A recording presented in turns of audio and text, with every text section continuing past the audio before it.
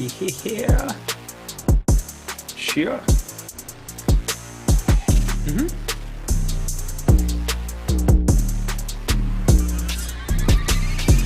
What's happening, guys, and welcome to MLB Live Before Lock. Not the first, but the second MLB Live Before Lock of the day, and different crew today. Earlier today, it was Lofty and Josh breaking down the early slate. Now it's myself and Eric talking about the late slate, which includes the Coors Field game, which we're going to be hitting on. We've got some shitty offenses. We got some good offenses. We'll be talking on all of that over the course of the show. Also, want to let you guys know that with the NBA season winding down, we've only got the NBA Finals left, and at most, the 3 more games left in the Western Conference Finals. We want to give you guys a good way to get access to the MLB tools we have at Stokastic.com. So if you guys sign up, there's a link below in the YouTube description box. It's already got the promo code loaded in, but promo code Mookie, use that promo code, or like I said, just simply click on the link that we have below in the description box, and it is going to be any monthly package that we have for the data or the Sims packages. You get 50% off when you sign up with that promo code Mookie. So if you guys are new to MLB DFS, we've got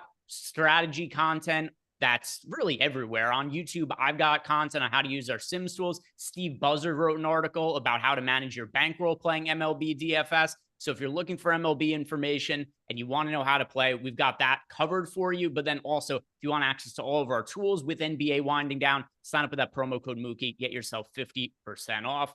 Eric, what's happening, man? Not much. Ran a train in the Minimax today, so that was fun.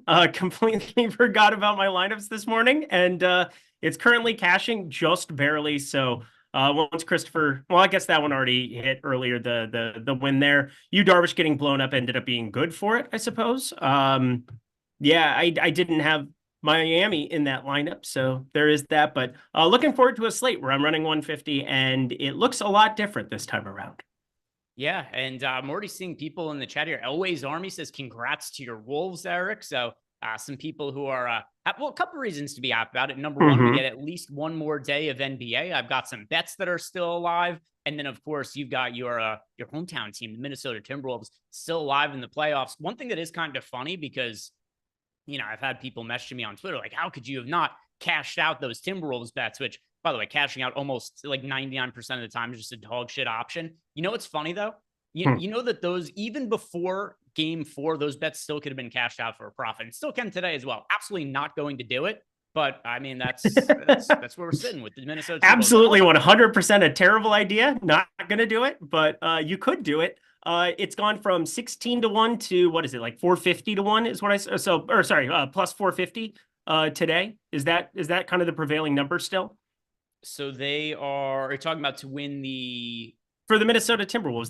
They were plus 1600 at open. They got bet down to like plus, it was a little bit better than 10-1. And then plus 450 is what I saw last night. I think you had a tweet about it too, where they made a drastic jump, and it's like, well, there's not now a whole lot of a difference between like how you get to being down 1-3, but 2 games of home court, you never know. You never know.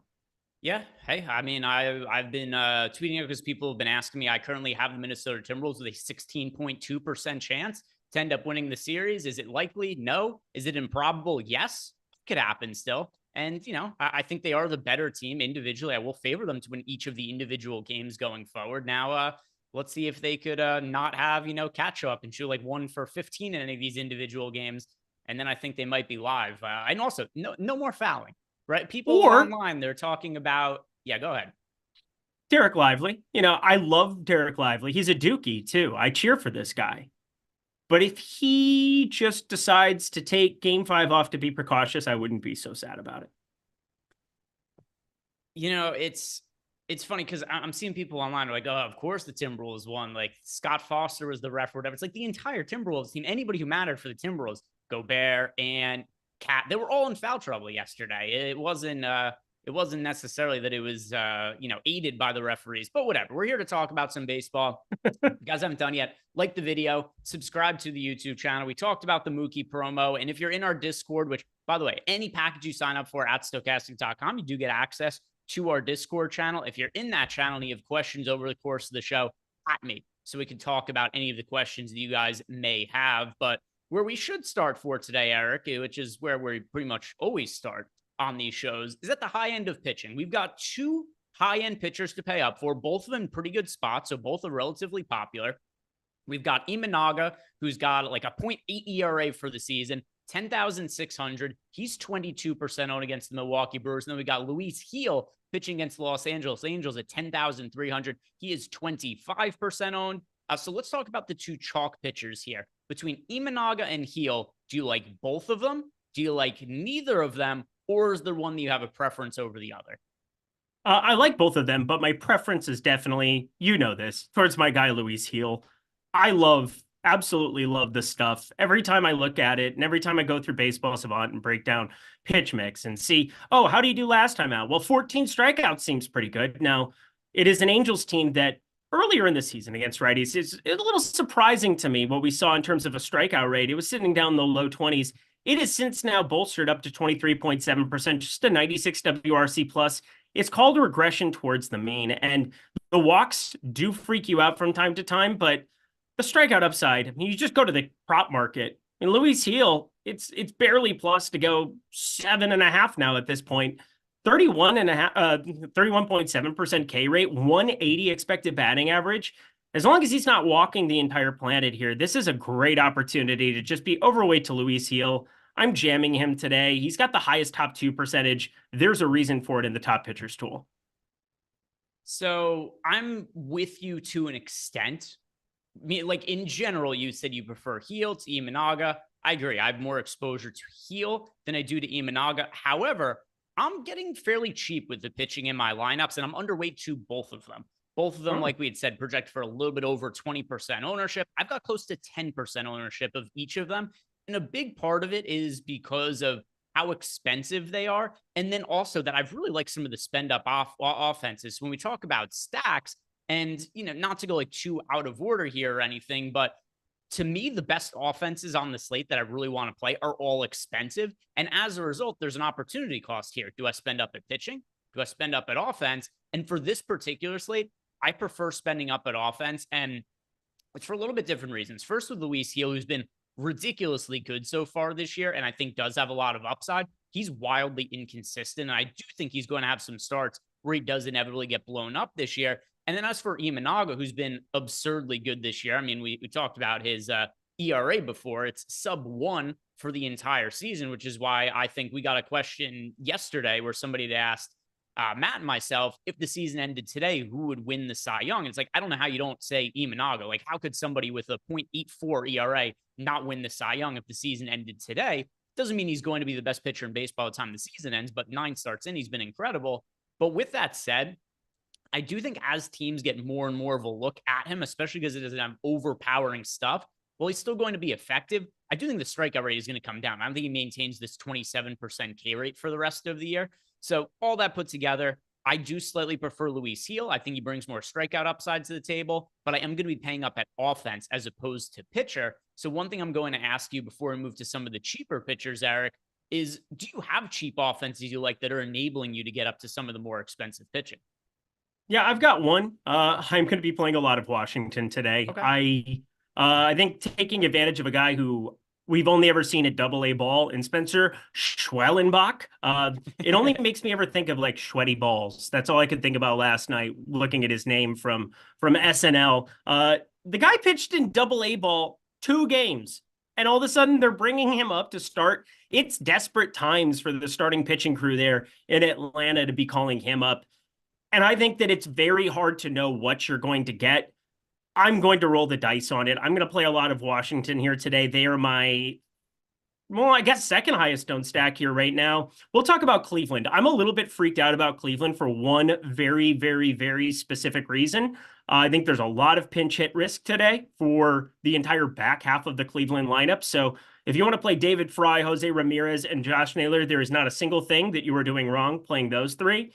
I think there's some back half of that lineup risk if you're going to be going to the cheap end of that. So Cleveland, I've been way overweight the last 2 days. Obviously, yesterday, 13 runs was useful, but I'm underweight today. I'm going to be underneath it, even though it's got the highest stack score, highest top stack percentage, because it's going to be so heavy towards those top 3, top 4 hitters in that lineup. The back half of the lineup basically non-existent for me. And I think We're going to see some Cub interest here from Eric Lindquist coming on the pipeline, not to talk about myself in second person. And then the Yankees, I think, are going to be my preferred expensive stack going up against Tyler Anderson, Mr. Anderson. So there's a lot of things that I'm doing a little bit different today, but it's all data backed, and I'm pretty positive platoon backed as well when we talk about Cleveland.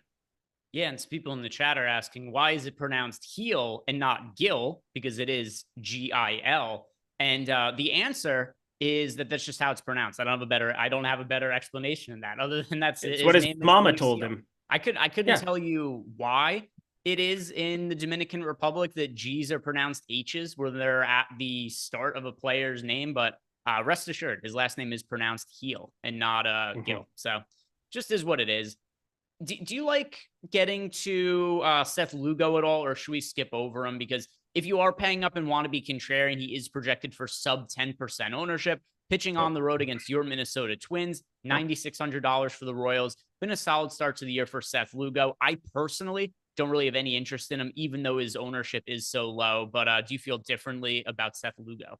I'm cheering for a 4-3 ball game where, each pitcher gives up 2 earned. I'm underneath on Bailey Ober. I'm underneath on Seth Lugo. That entire game, I'm just hoping is pretty flat. All right, so let's talk about the mid-range of pitchers now on DraftKings. Then, of course, guys, we'll talk about the FanDuel pitching after this as well. Most often, the FanDuel and DraftKings pitcher analysis and it ends up being very similar. We'll talk about the FanDuel pricing after we make our way through these DK lineups here. But 8K range, Justin Verlander is 26% owned. George Kirby at 8,500 is 16% owned.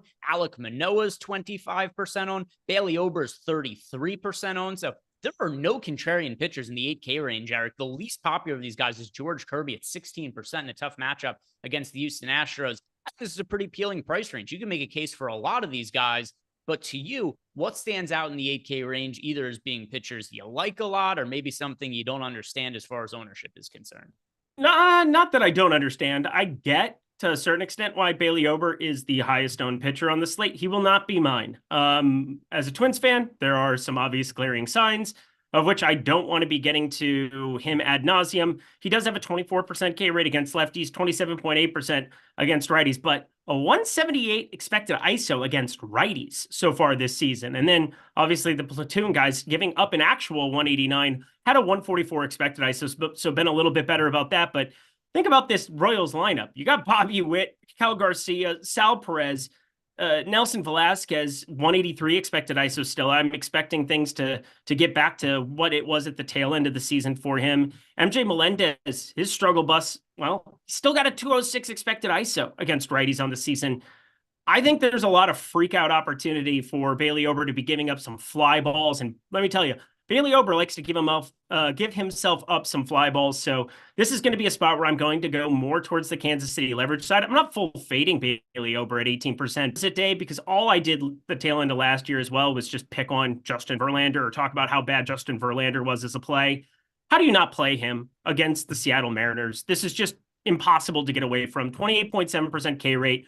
We just saw Hunter Brown go in there. It's the best pitcher's park for run creation. It's the lowest runs created on any ballpark over a 3-year rolling average in Baseball Savant. So for me, I find him to be the guy that I'm landing on the most at 8,800. I understand that Bailey Ober has the better quote unquote strikeout stuff, but I think that's buoyed enough here in Seattle that I just want to play Verlander. Yeah, so I am on Bailey Ober for today. His underlying numbers are really strong. He is the 4.33 ERA, but 3.41 expected ERA, 3.67 FIP. He's also kind of gradually improved over the course of the last few years across the board. It's not like in one category. It's his expected ERA has gotten better in each of the last 3 years. His strikeout rate has gotten better in each of the last 3 years, 22.5% in 2022. 25.3% in 2023, 26% this year. The guy's like 9 feet tall or something like that. I think he's actually throws at 90 as well. It's so weird. Yeah, he's like throws at 90 miles per hour, and he is just a mammoth out there on the mound. It's the weirdest. It's the weirdest watch in the entire world. Every single time, I'm just like, oh, he's got Randy. No, he does no Randy Johnson stuff, and he's right-handed. So he takes a step forward, and he's already standing on the hitter. That's why he's able to just blow it past him sometimes. His fastball velocity is also up slightly this year. It's up 0.5 mile per hour from last year. That's probably helped his strikeout rate a little bit. So a lot of these pitchers are popular. It's not like there aren't any pitchers on this slate I look at and I go like, oh my God, this guy's picking up no ownership and the field should be on him. So with that being the case, a lot of the pitchers that are reasonable are, like 25 to 30% owned. And I do like getting to Bailey Ober in this spot. One other guy who I want to talk about, what do you make of Alek Manoah so far this year, who just 2 years, he's had one of the weirdest career arcs because 2 years ago, Alek Manoah was one of the best pitchers in baseball. It was really one of the best pitchers in baseball. And then last year, I don't know what the fuck happened to him, but he was unplayably bad. He had to go all the way down to A ball, not even AAA, not AA. He was so bad, the Blue Jays had to send him all the way to A ball, and he was still getting his ass kicked in A ball last year. And to start this year, he also struggled in the minor leagues. The one thing that was a positive for him in the minors, though, is he was generating strikeouts. Then he gets called up to the big leagues, and so far, he's not been great or anything, but he's pitched pretty well. 3.97 ERA, 4.26 expected ERA, 24% strikeout rate. So do you buy into Alek Manoah putting it together right here? Because he's somebody who I was very down on last year. I was very down on when he first got called up. And then when I saw some of the swing and miss stuff and the fact his velocity is up, it's 93.3 miles per hour, where it was 92.9. So, 0.5 mile per hour increase here. I'm kind of buying back into Alek Manoah being a serviceable big league start. And obviously he's a good matchup today against the White Sox as well. Yeah, definitely somebody that I'm going to be playing today. It doesn't feel great knowing that you're clicking on the name Alek Manoah, but everything you spoke to, we're seeing nearly 1 mile per hour faster on the fastball. I am almost convinced that he showed up in like CC Sabathia shape last year and a pitch clock got him. I think that this probably happened with more pitchers than we probably are going to know until we look 2-3 years down the sightline, when you don't have the luxury of taking your time, of crafting every single moment, of being able to do that. And I'm sure it played head games on him. And then I think also he was just out of shape. He looked like he was laboring every time I would watch him pitch at the beginning of last season. Goes down to single A ball. It was summer in Florida. Let me just throw this out there again. Summer in Florida is not the time to be out of shape up against a bunch of kids that are playing for their major league jobs. So I think there's some data that, backs up kind of what I'm saying, where you just see, oh, the velocity was way down at the beginning of last year. The swing and miss stuff was way down. Yeah, it was a very 300-pound guy who did not have any desire to get in shape before a season started. He got there and got his ass kicked. So I think Alek Manoah is going to be much more prepared going forward. Do I love everything about this stuff? No, the ground ball percentage, not exactly where I want it to be either, but the matchup is fantastic. I think eventually we're going to figure out something that, between this slider sinker, he'll find a way to induce some more ground balls. Both of those sitting around 15, 16 degree launch angles, not what you're looking for from a major league pitcher of his caliber, somebody who was a highly touted first rounder in 2019. But Alek Manoah, I think we'll see some improvements. Will he be like top tier, top rung like he was before? I think that's still to be determined. And it's something I posted in our Discord channel a while ago. I posted about it on Twitter as well. I've brought it up on the show, but one more time, just because Manoah's starting, the odds have come down on a little bit.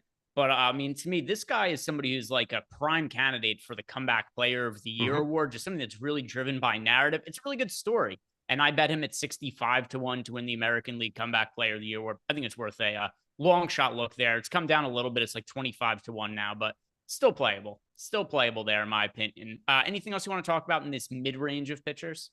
Do we have anybody else? I understand the Ober, the reasoning that you have there. It's not the best hitting conditions. It's a little bit warmer than it was yesterday. We're looking at like 70 degrees, 71 degrees at first pitch. It was low 60s yesterday. Wind was slightly blowing out yesterday. It's blowing a little bit in here at Target Field off of right field, which is kind of where, you'd be worried about some of the Ober power coming out. There are not a lot of lefties that really concern you that much in the Kansas City lineup, but God, if that expected ISO against the righties, it's just one of those spots where I'm going to be overweight to Witt. I'm going to be overweight to Perez, trying to go for that leverage. But do I expect Ober to be okay? Yeah, I do. It just freaks me out a little bit to see 33% ownership, especially in like single entry or other things where you could easily see him north of 40. All right, so let's talk about punt pitchers, where There's a couple viable guys here that are getting some ownership. Nothing all that crazy, though. McKenzie, I'm actually surprised that I'll say this is a little crazy. I know the Braves offense has been below expectations. Mackenzie Gore at $7,700 being 15% owned against the Braves. That seems a little bit much to me. The people are wanting to play Mackenzie Gore against the Braves. And as people have commented on it with Luis Gil, no, it is not pronounced Mackenzie Gore because he is an American. if he was from the Dominican, he'd be Mackenzie. Who said that? That's the greatest comment ever. They are my favorite person. I mean, how fantastic is that? I'm going to call him Mackenzie Gore from now on. I think that's beautiful. Yeah, he's not. He's Mackenzie Gore because he's from the United States. But, if he decides to start pitching in Cuban ball or something like that, then things get mixed up a little bit. And then we got Bryce Wilson. He is also, by the way, we just got an ownership update. And our friend Mackenzie Gore is now 16.6% projected owned against the Atlanta Braves. And then Bryce Wilson, 15% owned against the Chicago Cubs. Do you like any punt options for today, Eric? Like I said, guys picking up ownership. Everybody else is contrarian in this range, but nothing really too crazy as far as what the field is doing. Yeah, I always want to come in with a hot take, Oh, Eric, who are you going to be landing on? I do have some Chris Flexen. I think he sucks. I think he's terrible. He is 5,300, and I'm not going to click on Ty Bloch because I don't have that dog in me. I just refuse. But 5,300 Chris Flexen, based on what we've seen so far this season, it's just a play on 5,300, if anything. I mean, we've seen fly ball stuff. The hard hit, 34.4% is doable. 35.7% ground ball rate, not exactly ideal. 17% K rate. It has more to do with the fact that he's like all the way in the bottom. I'm able to get to like the Fry Ramirez type combinations and play those with some more expensive stacks along with a heel, along with an Imanaga, or, my preferred mid-range option in Justin Verlander. I think it's not the worst thing that I've ever done in my entire life. It's not the best, but he's got a 23.2% top two value percentage. And I know that we've seen Milwaukee mow down Chicago in this line. I'm not going to play Bryce Wilson. I can't at 15% ownership. So I feel kind of the same way you do about the Mackenzie Gore deal, where it's like, man, people really want to play Bryce Wilson today. I'll let them. I'll take a 1% shot on Chris Flexen in 6% of my lineups. I've got a couple lineups with Mackenzie Gore. Got a couple lineups with Bryce Wilson. Also have to rerun stuff for that Yankees lineup, which is a little bit different than projected, which I'm doing right now. But yeah, nothing too crazy for me on the punt range. My real favorite range to build my lineups around today, it's that 8K range. I think a lot of those guys look pretty solid. I like filtering around those pitchers who are in good matchups. Anything else you want to add about these cheap pitchers? If not, we will look at the FanDuel side of things. Let's see. Schwellenbach. Give me the 5-second version on what we saw from his 5 seconds in AA ball. All right, let me pull up his. Well, first, I'm just going to copy and paste his name directly into Fangraphs because there is no way that I'm going to spell this correctly if I try to actually just input his numbers myself. Let me tell you, I did a deep dive on him yesterday. Watched him pitch at Nebraska. That was a wild time to be alive. If you want to know, does Eric put in the work? Yeah, he pitched at Nebraska and he sucked. So there's that. I mean, you don't have that much you could pull away from his minor league numbers. The thing I always pay attention to when these pitchers first get called up is, number one, what is their prospect acumen for Schwellenbach, unranked, not considered like a real legitimate prospect. And then I like to look at what his projections are, where you got, Steamer, Zips, the Bat, like all these different sites, they put out season-long projections of what the true talent level of these guys are right now. And the one thing that does really stand out to me is he is not projected to strike out very many hitters at the major league level, where, for example, Steamer has him projected with an 18.5% K rate, and that's with half his appearances being out of the bullpen. So this doesn't appear to be a guy who projects to be all that good at the major league level, at least not right now, which makes sense. He is a 23-year-old pitcher. He's going to be 24 by the end of the season, unranked prospect, and also just very, very minimal data that we have on him. So far in the minor leagues this year, he's pitched 45 innings. Last year, he pitched 64 innings in A-ball. That's it. That's all we have on this guy. And to be honest, he's had good success in the minor leagues. I just don't know how much it matters because it's such small sample size results. And he's also kind of old for these levels. Like, you're talking about a guy who was 23 years old in A-ball last year. Yeah. So the whole reason I'm bringing it up, and I wanted to get your 2 cents about it, was because he's 7,500 against Washington. And I'm not really seeing any strikeout stuff below it. Bryce Wilson is pulling ownership for, the strikeout matchup. You've got Chris Flexen, who I'm going to take a couple of dice rolls on purely because of price and ownership. But working through it, I mean, this guy just got called up out of absolutely nowhere. And spoiler alert. So I directly export everything off of FanGraphs into my spreadsheets every single morning or every single night. That's usually my process, how it begins. They didn't even have Steamer or Zips projections for him last night. I've never had that happen before for a pitcher ever, where it had zeros across. They just added it today. So it is insane to see that this got thrown together because it didn't exist on FanGraphs last night. Yeah, we've had a lot of that with weird pitchers getting called up this year. And a lot of the pitchers, too, are guys who have legitimately been terrible in the minor leagues. And like, how the hell did this guy get called up? And then they fluke their way into like a good start their first time out. I'll tell you the one who still fucking tilts me. That goofball, Robert Gasser, who's got the worst name ever for a pitcher. Yeah, he's just mowed people down. I keep stacking against this guy. The field plays him. He puts up good. Got like a 6 ERA in AA and AAA, and now all of a sudden he gets called up for no reason. He's like, okay, at the major league. I mean, fuck that guy. So what did he do against the Cubs last night? He had 6 innings, 7 Ks, 3 hit ball. Yeah, that was really enjoyable having the Cubs as my highest owned offense that slate as well. So I'm with you. Yeah, I don't like that guy at all. One other question before we look at the FanDuel pitchers really quick. You mentioned that Chris Flexen playing him is not the best or the worst thing you've ever done in your life. Out of curiosity, what would you say is the worst thing you've ever done in your life? Because I have something in the back of my head that I could definitely speak to. From a DFS perspective or from a life perspective? Whatever you're comfortable saying. My lawyer advised me not to speak. Okay. Am I excused from giving my answer then? No, you should definitely give your answer. I would love to hear it. All right. High school mischief night.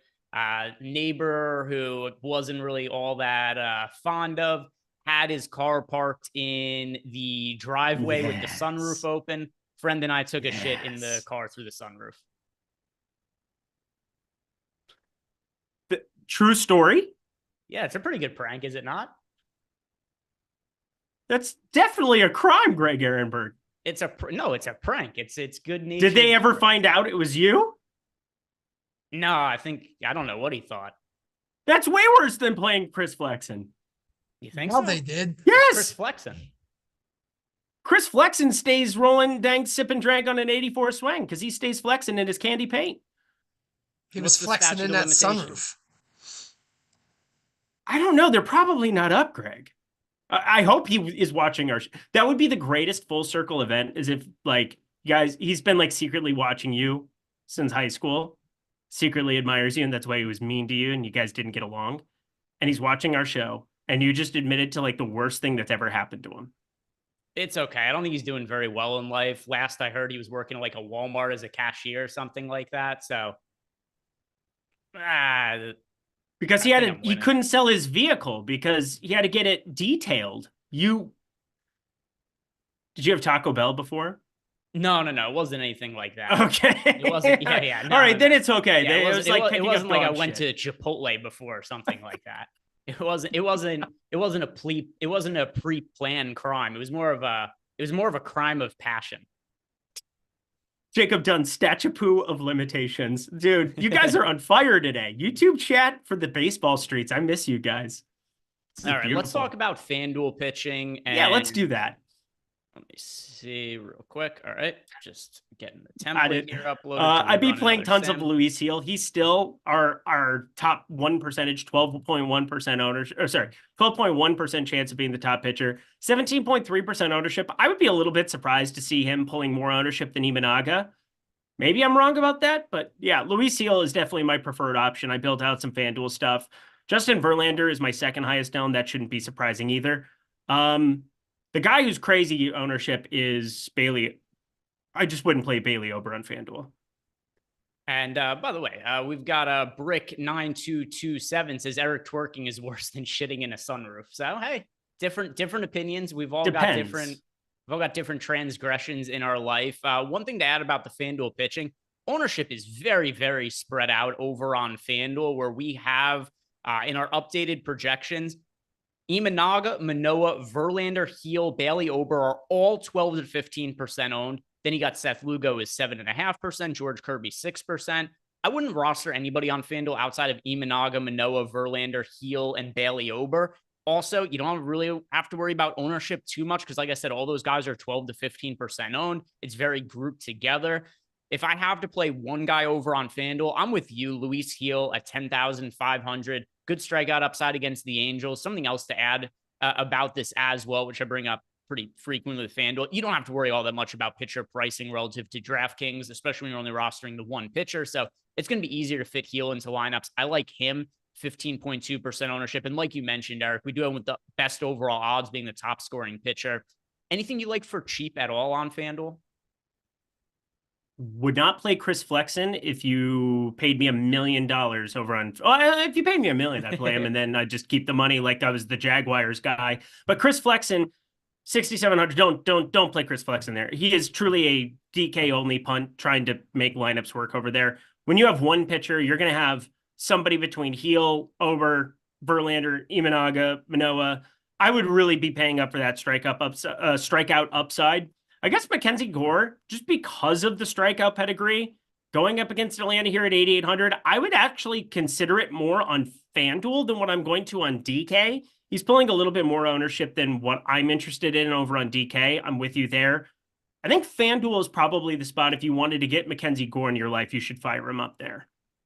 All right, let's see if there are any questions sitting for us here in Discord, which there are not.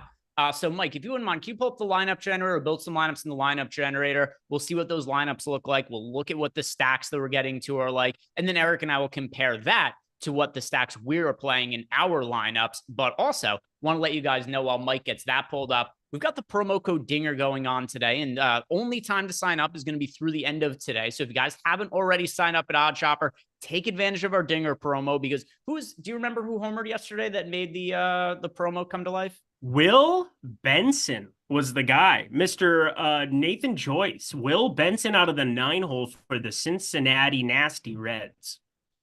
Yeah, so because we got that homer yesterday, we got the Dinger promo going only for today. Sign up at OddsShopper with the promo code Dinger. Link below to sign up at OddsShopper in the YouTube description box. Just click on that, and then when you're signing out, enter that promo code Dinger. Get an OddsShopper subscription for just $1. Get access to our Discord channel, get access to all the different tools that we have over at OddsShopper, all that for just $1. So if you've been considering trying it out, this deal is only going to be good for the end of the day, and it's only $1. No real opportunity cost there. So go check it out. Hang out in Discord with Eric and myself, and also get bets from all of our Plus EV betting tools that we have up on the OddsShopper website. Get projections for over the summer. There's MLB. We got WNBA loaded into OddsShopper now. So even with the NBA season ending, we still got other sports that are going to be covered over in OddsShopper. So go check it out. Promo code DINGER, just $1. Let's start by building lineups for DraftKings, Mike, and then we'll do FanDuel afterwards. And let's do Contrarian lineups today because it's a little bit of a smaller slate. So go, Contrarian. Don't lock anybody in. And now save 20 lineups, and we'll see what it is that we end up getting to. And then Eric and I will see what it is that we are liking or disliking potentially about some of those lineups. I'm seeing a lot of Luis Heel. I'm seeing a lot of the Guardians. And the reason why is almost all of the hitters we're getting to are the Cleveland Guardians. Even though we've tried to build some contrarian lineups, our data and tools are saying you can't stay away from the Cleveland Guardians. So real quick here, Eric. Large field tournaments, I am also finding it very difficult to get away from the Guardians. I'm going to be loading up on them in large field tournaments. Single entry is going to be a little bit different for me, but starting with large field tournaments, how are you going to approach the Guardians who have the best top stack odds by a mile in our top stacks tool? I'm going to play a ton of 1 through 5. I'm going to play just about nothing 6 through 9 this time around. So let's get into this. One of the most underutilized things, or just ways of being able to look at DFS now with the Sims tool, with everything else, is checking out bullpens and seeing the way that certain teams set up against other teams. And so I'm pulling up what I was looking at last night here, which was the Guardians. They are taking on the Colorado Rockies here. And wouldn't you know it, there is one lefty. He is a co-closer that exists in the entire Rockies bullpen. Everybody else is right-handed. Wouldn't you know it? Ty Block is left-handed starting off, and they are going to have tons of platoon risk with Jonathan Rodriguez, super insanely popular value, 3.2K. Gabriel Arias going to have some pinch hit risk. Austin Hedges, they can turn David Fry into whatever they want and pinch hit Austin Hedges for a lefty. And Roche is probably actually pretty safe. He's just not a great hitter by any means, but 6 through 8, I think those ones specifically, I am going to be giving a downgrade. I actually just went in the Sims tool and I changed their projections before this started because I thought an at bat or 1.5 at bats that I think were a little bit too high for what we had in there, because there are so many chances that we see lefties, which is, something that they have a ton of on the bench for today here from Cleveland, that can get called in. Now he's 3.2K. Am I saying you should full fade Jonathan Rodriguez or full fade Gabriel Arias? No, I'm not doing that. But Will Brennan and Bo Naylor are very, very, very live to see an at bat in this game purely because of the bullpen from the Rockies side. And like I said, large field tournaments, I like Cleveland. Here's where I feel different about them. Single entry, this team is going to be insanely crazy popular in single entry. And that's where, even though they're showing up as underweight in our top, underowned in our top stack stool, these individual hitters, I think, are going to be like 25 to 30% owned in single entry. Are you on the same page as that, Eric? Is the Guardians still a team you would like getting to in single entry, or would you rather be looking elsewhere? And is there any specific team you have in mind to get to instead? In my single entry lineup right now, I have David Fry, I have Jose Ramirez. So I have 2 Guardians, but I will not be playing them as a 5-man. So my 5-man stack is reserved for the one, the only Washington Nationals. They were always going to be my stack. I'm just, it's one of those things. I have no idea. I have no idea what to make of Schwellenbach, but the guy comes from AA ball to now start in the big leagues. I got to think that is a gigantic jump that we can't really process and rationalize. So Washington on the road, 9 guaranteed innings. I think I'm just going to play a ton of these dudes and live with the result.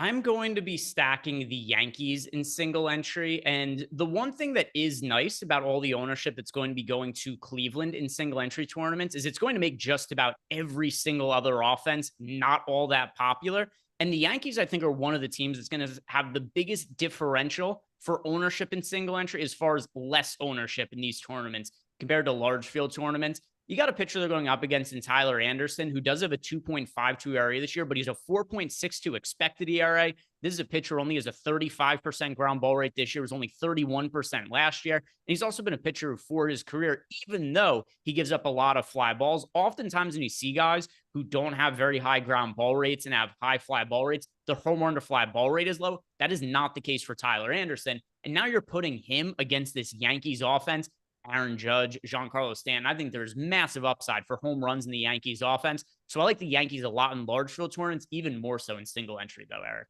Yep, I like getting to them as well. Somebody in the chat, just don't say stuff that isn't true. Oh, the Rockies bullpen is spent. Josh Rogers, a lefty that they called up from AAA, ate 5 innings for them 2 games ago. And I doubt he's available after 71 pitches of that. And then the only other lefty is Jalen Beeks, who got the save 2 games ago, but they're Kinley hasn't pitched in 2 days. Nick Mears has not pitched in 2 days. You can look this stuff up. It's not that hard. So they do not have a taxed bullpen in any way, shape, or form. Yeah, Rogers got called up. I don't even know how far it was in advance of that. Lost my mind because it happened like 2 hours before and I didn't notice it. And then all of a sudden this lefty came in. And then I looked up his numbers and I'm like, fuck, he's about to mow everybody down. And sure enough, he ate 5 innings, only gave up 2 earned. It pissed me off so much. And that's one of the reasons that the bullpen isn't all that spent right now, is because they had a guy who came out of the bullpen and, pitched 5 innings, was able to give them a lot of relief in a game where they had, I can't even remember who that guy was that started, but on paper he was terrible, but he only pitched an inning and then they got, the 5 innings out of Rogers there. So yeah, I don't think it's really all that bad of a spot right now for the bullpen of the Rockies. But all that aside, I really do like getting the Guardians in large field tournaments. Mike, if you wouldn't mind pulling up the lineup generator lineups again, I want to see what it is that we got to for other pitchers outside of Heel. And then we'll build some FanDuel lineups.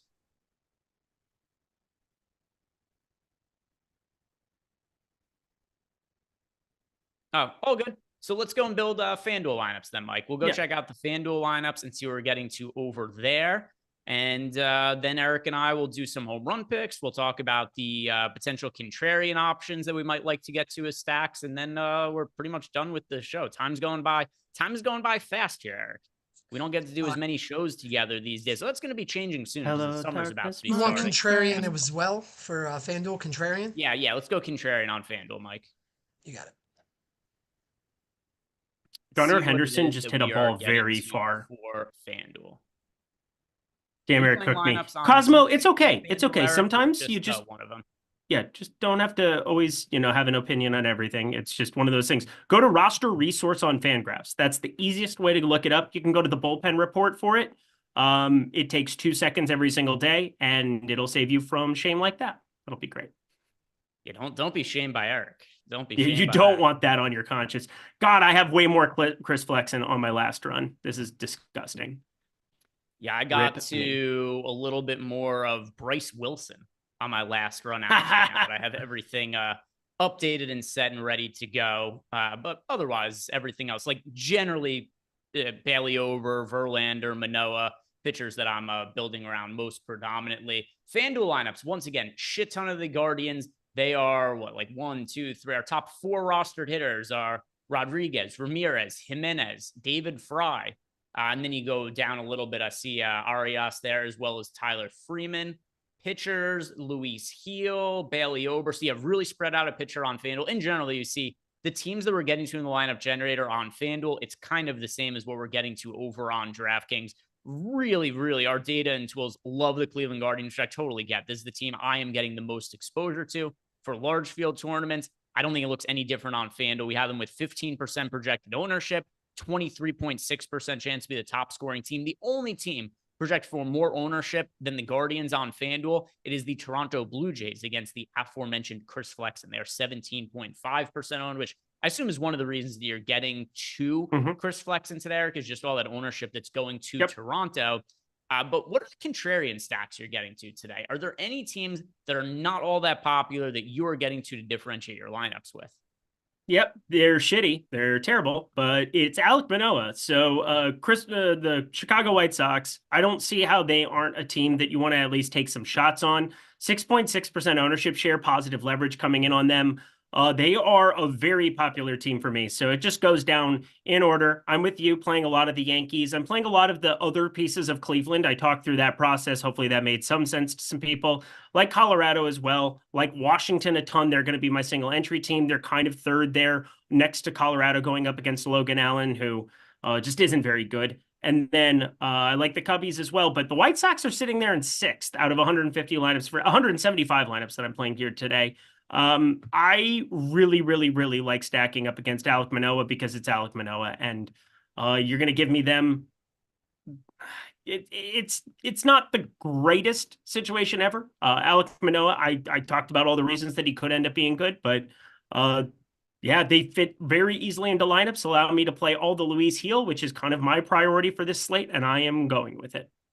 And if you guys haven't done yet, do us a favor, like the video, subscribe to the YouTube channel. And one thing that is standing out to me in my lineups on this last update I did, the most contrarian stack I'm getting to is the Atlanta Braves. There are not that many slates where you could not only get an Atlanta Braves team that's contrarian, but as we've gotten closer to lock, the ownership has crept up more and more on totally blanking on Mackenzie Hoare. So with Mackenzie Hoare now being a pitcher who is projected for nearly 20% ownership on him, I don't know how you don't like the Atlanta Braves, who, while they lost to Cunha, they have Sean Murphy, who came back recently. They've also got Austin Riley, who came back recently. So if you look at this lineup, there are a lot of hitters that do hit left-hand pitching well. So I should clarify that Murphy's not in the lineup, but the greater point here is that this is not really a bad lineup by any means, especially not against lefties. So it just doesn't really make sense to me that we're seeing a pitcher in Mackenzie Hoare get ownership against them. I think this is a reasonable spot to be contrarian and get leverage against a pitcher that's picking up some ownership. So Atlanta Braves for me, that is a team in large field tournaments that I like to be different with. And let's do some home run picks here before we wrap up for today. And you guys know the deal in chat. If you guys have home run picks, throw them in. I'll read them off on the show. We also got a super chat from Coley Poston. He says, Gore, Schwellenbach, or Allen. I know they're all trash, but I need one. But what a shitty situation you've gotten yourself into. Yeah, what have you done? You must have taken a shit in somebody's sunroof. Let's see. I mean, I think it has to be Mackenzie Gore of those pitchers, but I think it does too. But also, what have you done that led you to this place? Yeah, Mackenzie Gore, but mostly because I don't want Logan Allen in Coors. I don't want Logan Allen Coors Field. I don't want Schwellenbach. Let's see, what is the ownership there? Sweaty balls. Yeah, Logan Allen's 2% owned. Schwellenbach 5%.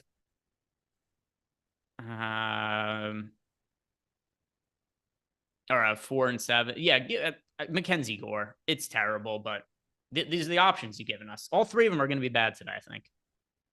You took it out to see your whore. Well, she's not afraid to express herself sexually, if that's what you mean. You shut your mouth when you're talking to me. All right, Eric, let's do it. Home run picks. Who you picking? Who's going yard today? Who's the dong of the day?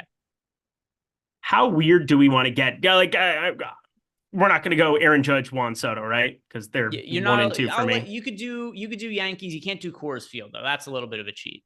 Okay. Let's go Mr. Eddie Rosario. Now, he's not somebody that I even ended up betting. The numbers were a little bit egregious, I thought, but I have a ton of Eddie Rosario in my lineups. Him and Jesse Winker. It's kind of going back and forth between the two of them here, but Rosario with a 44.6% hard hit, 13.3 degree average launch angle. His batting average is terrible. His expected batting average is terrible. His 269 xWOBA looks awful. But you know what he doesn't do? Walk. 7.2% walk. The last thing I want to see on DraftKings.com is my guys getting walked.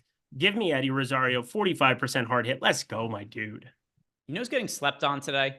Austin Riley, 5%. Yeah. This is a guy who, for the last few years, has hit left-hand pitching pretty much as good as anybody in baseball, other than maybe like Aaron Judge. Austin Riley, I'm picking him to go yard against Mackenzie Gore. Low ownership. I have Austin Riley in 23% of my lineups, only project for that 5% ownership. I really like being overweight to him. That's going to be my home run pick of the day. Now, for you guys, what do you have in chat for us? We've got Gavin Sheets. Lots of Gavin Sheets love. Ooh. Caleb Garunk is going also with Austin Riley, my guy. Trey Jordan has got Vladimir Guerrero Jr. Charles Moran has got Davis Schneider. Francisco Rubio's got Cody Bellinger. We've got Cosmo. He cheated. He went with David Fry in Coors Field. Doug Dubs has got Giancarlo Stanton. Buccaneer. He's going with Dalton Varsho. We've got Michael Roundtree is going with Gavin Sheets. Rance has got Keibert Ruiz. Malukar's got Giancarlo Stanton. Unfortunately, early in the year, I noticed that Malukar picked. It was Teoscar Hernandez for, I think, every slate for the first month. And I called him out on it. And he's not picked any Dodgers or Teoscar Hernandez since. I know he already played earlier, but I think I shamed Malukar out of ever picking him to hit a home run again. So fantastic. He tried to martingale his home run pick so that he could be right eventually. They scored 9 runs today. You can't do that anymore. Can't do it. Jason Hayward just hits a home run as we said that 10-3. Beautiful. I saw you hit a triple before earlier. Does that give him the cycle? So here's the thing. I think that it was like a sneaky pickup for year-long. Not that anybody plays year-long anymore other than me and my buddies, but I thought Jason Hayward, think about all the protection of like just every Dodger ever. And if he hit remotely well, he's going to be batting like 6th against righties for however long. So great opportunity if you have Jason Hayward on the wire for whatever reason. I think you might actually be better off here in LA than just about any other spot over the last 3-4 years of his career when he struggled in St. Louis. And I see we got a lot of people now saying Greg takes Sheets. So apparently the Sheets call was really it was just wordplay, just to say that I like to sheet. So lots of Gavin Sheets call outs there. Max Video 35. Who else? Alex Serra. So yeah, lots of people going with Gavin Sheets. I'll read off some other ones before we head out for the night. Brick 9227's got Mike Tauchman. Wes Bolden has got CJ Abrams. Trey Jordan, he's got Vladimir Guerrero Jr. I saw C4 Cami as well as Austin Kilbeski went with Bobby Witt Jr. Blue Duck has got Austin Riley as well as Ozzy Albies. D-Gent went with CJ Abrams. And then Cosmo also followed up and he went Kyle Tucker. So he's pivoting off of his Coors Field pick from before. Guys, thank you very much for watching. If you have not done yet, like the video, subscribe to the YouTube channel. Don't forget, Dinger promo. You only have until the end of today to sign up, get Odd Dropper for just $1. And then also we got that Mookie promo going on. That one's going to run through Friday. But if you guys do want to play baseball slates for the upcoming days, take advantage of it, now. Why not? Sign up. Promo code Mookie, 50% off any of our monthly packages. Guys, have a great night. Good luck with all your lineups. We'll see you back here tomorrow.